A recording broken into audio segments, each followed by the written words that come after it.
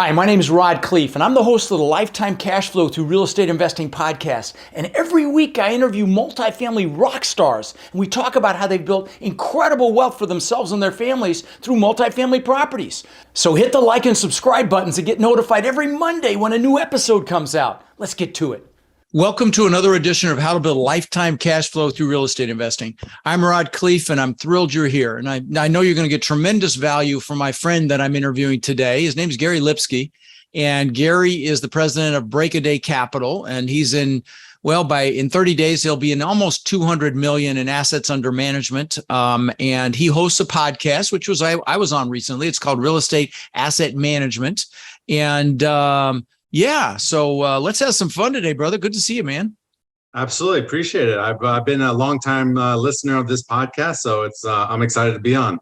Thank you, buddy. Thank you. So, why don't you give us a little background of you've done some cool stuff. You've built companies, you've co-produced independent films. And so, how did real estate happen? Let's dig in. Yeah, I've always been an entrepreneur, and I wish my parents taught me about real estate, and they never did. They bought their forever home, and they've been in that home for, almost 50 years now. But, I knew that when I was looking at people that were very wealthy, that they owned real estate. So even the first home I bought I wasn't looking at it as my forever home. It was looking to build my net worth. Buy in a neighborhood that was improving. I had that mindset of value add even to that home. I didn't know that I'd be using it in the future, but I looked at it and said, we can open up the kitchen. We turn the garage into an office space, and that was the start of my real estate investing journey in 2002. Okay. And then did you start out in like single family, like most people, and yeah, but transition? very little. Okay. I did very well in that house, bought another house, converted that into a rental, and sold that after 2 years because I wanted that $500,000 tax savings. And then I was starting to look at small properties, and looking to build my own resume, so like a 4-unit, a 12-unit.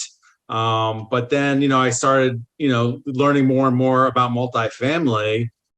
This is in 2017, and realized that was a good fit for me because it's like running a business, and I had that experience and learning to partner with others to go bigger. So I didn't go after those 4 units and not too many single family homes, and we bought our first deal. It was a 42 unit for $1.65 million.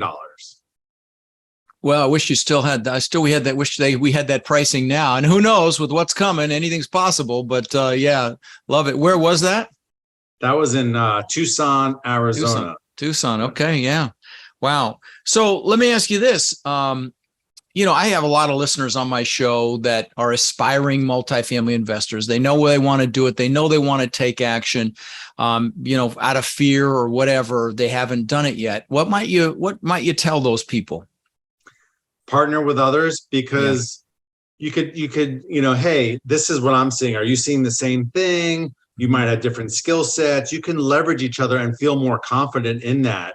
And I would have never taken down a 42 unit by myself in the beginning, but I had other people that I trusted and could go through this journey together, and it really helped. Yeah. Yeah. That's why, my students almost, I think they're literally, I'm not exaggerating, pushing 90,000 units. And I've only been teaching about 5 years, and that we know of. I just keep running across new ones that tell me, hey, I'm at 1,000 doors. I'm like, I didn't even know. And so, and all of the reason I bring that up is almost all those were done between warriors, between my students, and there's strength in numbers. So I'm really glad you brought that up. Let me ask you this, as you were getting into this business, were there any epiphanies, any aha moments when you're like, okay, now I get it? Does that ring a bell with you at all? Yeah. I guess the biggest epiphany is what I kind of alluded to before is working with others, because when you're an entrepreneur, you don't want other partners. Right. And so I had that mindset, I'm going to do it by myself. And then once I realized I changed that mindset, that really helped fuel me, and being a part of a group, that also provided a ton of rocket fuel because I was energized. I was being around like-minded individuals, going to, like one of your conferences or Right. something else out there. Or that you're in my mastermind. I mean, good Lord, Yeah. there's a reason you joined that. I mean, be around hitters, right? Yeah. Yeah. I mean, you don't just talk it, you're doing it. So love it. So, what's your driver? What drives you? What's the why that gets you to jump out of freaking bed and go conquer the world? Yeah. That's a great question because at this point, I could retire if I really wanted to, but sure, I'll be bored out of my mind. Right. I'm a competitive guy. I'm a type A guy. I want to take care of my own money, my investments, and friends and family who I'm helping, grow rich too. So, right. I like the action. I like to help build wealth for other people. And that's a tremendous responsibility. And this is fun. I love the deal making. I love the creative side and the business side. It helps me keep, feel young and work my mind too. I need to be challenged on a consistent basis. I don't, I get bored easily. And so, I like the challenge of it. So, I mean, I know you had partnered with Kyle, who I know really well as well in the past, and now you're kind of off on your own. What role do you play or did you play in these teams that you've been involved in? Because like you said, I'm the same way. It was harder than hell for me to think I'm going to have to go do multifamily with other people. I did some with my brother initially, which was okay, 50-50, but to actually go and, partner in a big way, that was really hard for me. But this business, it's a team sport. And I've come to realize that. I teach it now. And so, what did you wear multiple hats in each situation, or did you kind of settle into one big role and maybe just help a little bit on others? Yeah, I think in my last partnership, there was a duplicity of skill sets. So it could only get us so far, but it allowed us to be, confident and work off each other and to really grow our business from point A to point B. But to go to point C, we kind of needed a different formula. And so we went our own ways. So now I've got a team of people that work for me, with me. Okay. And nice. And so I can rely on them for, being doing the analyst work, Okay. So describe the different pieces of your team that work for you, with you, however you want to coin it. So you've got someone that does the analysis, somebody that you can lock in a room with a spreadsheet and throw raw meat in from once in a while. That person. Yeah, exactly. Okay. And I do it a little differently than most people because he also is my asset manager on those properties. So he sees it from the very beginning to the very end versus hand it off and rely on someone else to do it.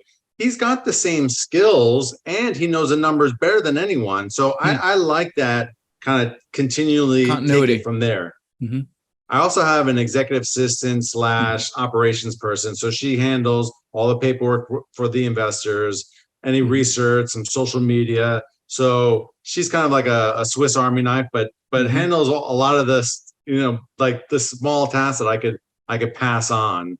Okay. And then a few months ago, I hired a CFO to help with all the legal stuff and the accounting, and also help find more, like we've done some mezz debt and some pref equity. So work with some of those more institutional people. And he helps with that? Yeah. Okay. So, and he comes from a private equity background as well. So it was a very unique skill set and a very small company. So he can handle a lot of, different things. With a small company, you've got to have that entrepreneurial mindset. You've got to be able to do different tasks. And that's really important for me. I'm looking for good team players because we're that much stronger working together versus individually. Yeah, for sure. What do you think some of the, and I know I didn't prep you for any of these questions, forgive me, brother, but, what do you think some of the best advice you've ever gotten about life, business, relationship, doesn't matter, anything? What's some great advice you've gotten? This is cliche, but, obviously your net worth is your network. For sure. It's so important. I wish I learned that lesson earlier in life. I was certainly a bit of an introvert. But that was the only way I closed on a $59 million deal the other day. And if I didn't build that network, it wouldn't have been done. Our second deal from 1.65, we went to a little over 15 million. And that was because we had been building relationships with other people, and that helped grow my business tremendously. Nice. So, what's new? Are you plan to keep going bigger? Have you, any thoughts there? And then second part of the question, have you implemented any sort of a business related operating strategy? Like on my acquisitions team, we literally just implemented EOS from Traction. Have you implemented that yet in your infrastructure? We've talked about it. We've just scratched the surface, to be honest. We're having a retreat next week, actually, to kind of delve into more of that. Trust me. Trust me. You need it. Trust me, man. Yeah. It will rock your world. I've done it in my thought leadership.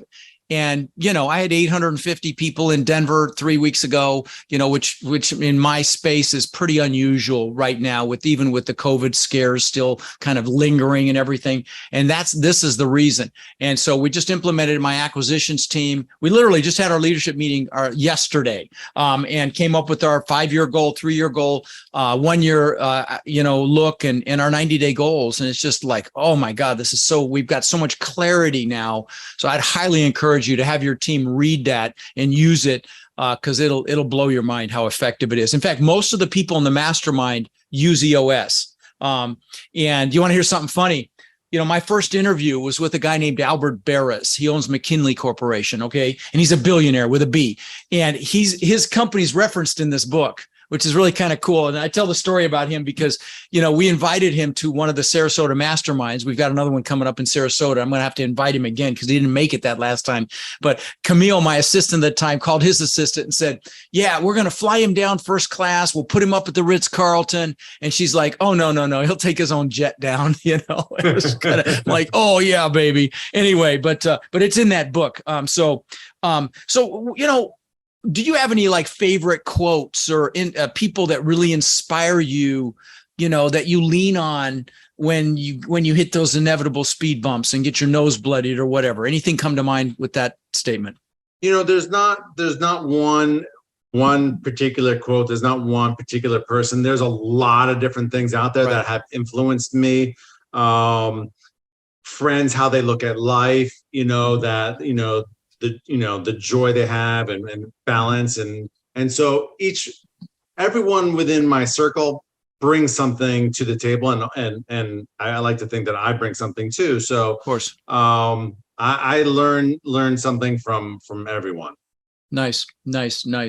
So how did you push through the fear? Because like I said, you said you went from $1.65 million deal to a $15 million deal, and you just closed a $59 million deal. And we call it stress. Achievers call it stress, but it's fear. Okay. How do you push through that stress/fear to go big like that? And you're worried about the equity raise and all that crap that comes into play. How do you push through that? Yeah, there's many days when things go south and you think you're finally over the hurdle and boom, something else pops up. But my dad has always been super positive, and that's the outlook you've got to take, that we're going to figure this out. The lender wants to lend, the seller wants to sell, we want to buy. Let's all work together for that same thing. And also, we're, having partners that I know, like, and trust on these deals. To pick up the slack where their focus is, capital raising and investor relations, whatever it is that they're bringing, I'm leaning on them too.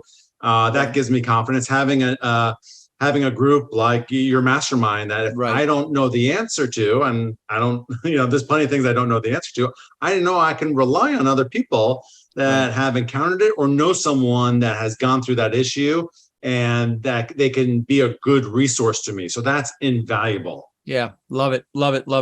So I know you're heavy into asset management. In fact, were you involved in that book that got written? Were you a co-author with Kyle on that? I was a co-writer and Amazon bestseller. Right. So let's talk about asset management, because I got to tell you, I think we're headed. Well, in fact, before we do that, tell me what your thoughts are on the condition in the economy right now and what we may see on the horizon. Are you, because you remember how bearish I was at the last mastermind. I'm even more bearish now, just so you know. I just to give you a little framework, I just saw an article in Fox like 3 or 4 days ago, where they surveyed a lot of large companies, and half of them are laying people off over the next 30 to 60 days. So, and don't get me started on this freaking student loan debacle that's going on. My daughter worked her ass off so she didn't have student loans, and now she gets to help pay for people that didn't. Yeah, it makes me absolutely nuts. And they're saying that could be $1 trillion needed for that 300 billion in student loans. Anyway, I digress. But the point is, what are your thoughts? Do you think it's going to be a blip? Do you think it's going to be more than that? What's your crystal ball tell you? So I'm more optimistic than you. It's certainly not going to be a smooth ride. Right. But there's enough data points to show that things aren't nearly as rocky as consumer sentiment. Right. There's still people that want to work are finding jobs. Right. There's not like a major thing where people over loan.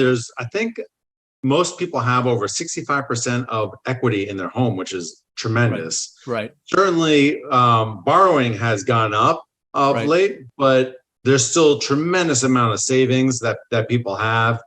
So there's plenty of data points that make me feel more confident, but the Fed's going to kind of probably oversteer the interest rates, and there are definitely other mechanisms that won't go smoothly. But for multifamily, to me, this is a really good opportunity because the cost of capital is maybe 2% more, but I'm seeing 15% discounts out there right now, and I think those discounts are going to go away within 6 months. Yeah, that last piece I don't agree with. I think they're going to increase in 6 months. I think, but everything else you said, I absolutely heard, and those are all absolutely valid points. And I think at the very least we're going to see some real pain in these operators that got bridge debt, or if there really is a pullback and the layoffs are as extensive as this article indicated, and Trump was just quoted as saying it's going to be a depression, not a recession. Love him or hate him, I mean, he's not stupid. And so I just of course, I'm looking at it as an opportunity. I mean, I think, I was hiding under a rock in 2009, if you know my story, but I look at it as opportunity. But I think there's going to be some pain with these existing bridge loans that are out there that, some of them took 3-year debt. Some of them got the 3-1-1, with 5-year debt. But even if they had a rate cap and their rate went up 2%, that is a big freaking deal on debt. And then, if the cap rates, if you look at a chart of cap rates back in 2008 and 9 and 10, the hump mirrored the interest rate increases, in cap rates. And so, the definition of a bad day is having an asset that's cash flowing and you can't get the values you need to either sell or refinance. That's a bad freaking day. And I think that's going to happen to some people. So we'll see. I'm wrong all the time, but we'll see. So now pivot to asset management. I think the proof's going to be in the pudding with some of these operators that have, literally, you could fog a mirror and make money in multifamily the last 3 years, but that's all going to shift. And a lot of these operators, I think, did skinny deals, and they're, I've seen OMs where they say the rents are going to go up 10% a year for the next 5 years. Yeah, no. And so, I don't know, man. But I think a lot is going to hinge on, especially if it gets ugly, is going to hinge on asset management, tight asset management, tight KPIs, really having your eye on the ball, and tenant retention and tenant happiness and tenant follow-up. And I'm just curious what you think. Yeah, I totally agree on the pain that people didn't pay attention to their loans, and on asset management as well, because most people don't allocate enough time, money, and resources to asset management. And it's great that you got a deal, but now you could make a good deal great. You can make a bad deal good. And it's a lot of work. You've got to have that consistency. You've got to, like you said, measure those KPIs. It's so important. And most people haven't paid attention to it. They focus on the sexy part, getting the deal, putting it out on social media. But, are they paying attention? It's funny, our regional manager the other day said, "You're the only owner that questions the financial statement and actually looks at it." And we're like, how is that possible? And right. I talk to other operators, and they might visit their properties every 3 months, every 6 months, and I'm like, really? Like I myself visit it probably at least once a month. It helps that we're in only 2 cities that are close to each other, so I can when I'm looking at new properties, and I could visit the ones that we have now, and I could just drop in without letting them know. But you've got to secret shop it. You've got to keep a close eye on your property. If you are showing that consistency and that interest in your property manager, your team is gonna put forth a lot more energy into it because you care. They're gonna care more, So for sure, that's leadership. Yeah, for sure. Yeah, we're actually doing a presentation to our investors in our San Antonio asset tonight in a couple hours, and we'll show them the KPIs we go through and all the work we've done and all the things we do for the residents, and it'll be really educational. But yeah, I think asset management is going to be a big piece of success in what's coming. And there's a lot of wet behind the ears operators that haven't gone through a pullback that it's been gravy train that I think could get some, could have some some feedback. Let's leave it at that. So, did you have any early failures as you're going through? And I mean, we all have the setbacks and stuff, but any that come to mind, like any doozies that may have, been really instrumental in positioning you for future success, or really got some valuable lessons from? Anything come to mind when I ask that question? Knock on wood, not really. Okay. But as an early entrepreneur, certainly I took my lumps. Learning how to manage other people, not working in a silo. So I started a restaurant delivery service, kind of like a DoorDash that they have now, and Postmates in college. And when we did very well and we looked to sell it, and I was just staying within my little box and not seeking help. And if I sought experts to kind of help guide me through that process, which I do now, I would have made off much, much better. And it was kind of run into the ground by other people, unfortunately. And I should have made a lot more money off of it. But got it. Okay. Learning how to lean on other experts, and it's okay not to know something. That's to me one of the biggest lessons. Did you struggle like I did, like thinking you were you're the only one that could handle doing something, and really had a tough time leveraging things for a while? I mean, really using other people. It took me a long time. I don't know if it did you, but man, it was hard for me to let go of stuff. And I mean, now I come to the realization, hell, they can do a better job than I can, but that was tough. Did you have that same dynamic? Yeah. And it wasn't necessarily about ego. It just wasn't. It was probably more of a lack of common sense to reach out to these other people, just kind of living in my, with blinders on, and no, for me, it wasn't ego either. It was just control. Yeah. I mean, I'm a control freak. That's what it was for me. It had nothing to do with ego. It was just like, man, I don't want to have it get screwed up. And it's not ego. It's just like wanting to make sure it's right. And and it took me a long time to get that lesson, so what are you not good at as it relates to our business? What do you just don't love? I love that my asset manager and analyst is very super detail oriented as far as all the loans requirements that we have every month, every quarter, all that stuff. Like I don't want to handle the small stuff. He's great with that. I'll dig into the numbers, but then I want him to manage the day to day, and so I could be big picture. that's what I'm good at, and I'm not good at all the minutia. I want to pass that off, because keeping track of all of it is a lot. Yeah. No, that's good. That's good. If I like to ask this question, if you could go back and tell 18-year-old Gary something about this business, what might you do differently? Well, dive in much earlier, first of all, and be a part of a group. Right.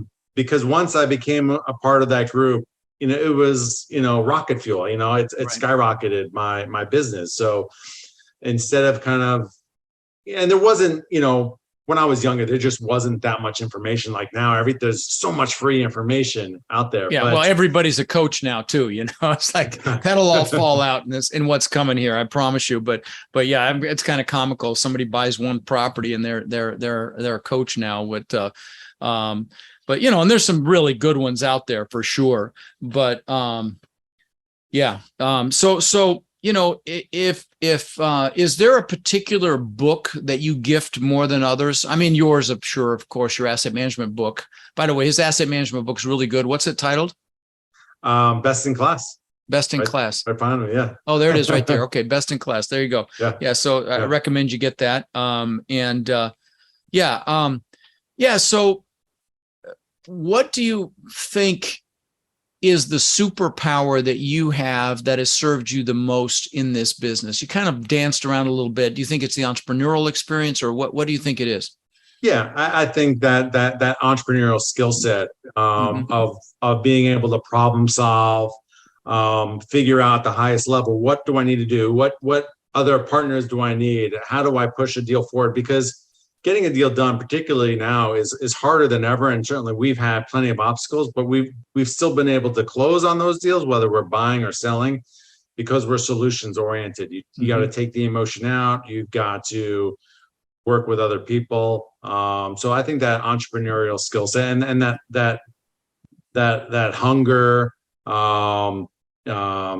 is just plays really well in this field, because nothing goes smoothly. You're going to have your ups, you're going to have your downs, and be prepared for that. Yeah. Love it. Listen, brother, I appreciate you, man. It's good to see you, buddy. And you gave me a couple of ideas actually that I hadn't thought of. So that's why it's always such a treat to have someone like you on. But good to see you, my friend. Hopefully we'll see you in Sarasota for the next mastermind meeting here in my hometown. And let me know if I can ever help with anything, I appreciate it. And I will be there. Looking forward to it. I never want to miss one of those. Sounds good. All right, bro. You take care, man. Talk to you later. See you. Take care. Rod, I know a lot of our listeners are wanting to take their multifamily investing business to the next level. Now, I know you've been hard at work helping our Warrior students do just that using our ACT methodology, which is awareness, close, and transform.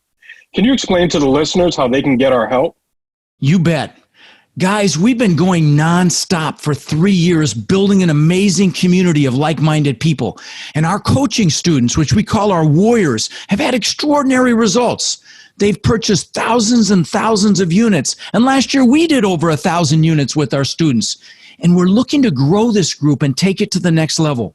We're looking for people who want to follow a proven framework that's really step by step, and then leverage our systems and network to raise equity, to find and close deals, and to build partnerships nationwide. Now, our Warrior community is finding success in any market cycle. So if you're interested in finding out more about how you can become more of our incredible network and take advantage of the incredible opportunities that are coming very soon, apply to work with us at mentorwithrod.com or text CRUSH to 72345, and we'll set up a call so you can check us out and we can check you out. That's mentorwithrod.com or text CRUSH to 72345.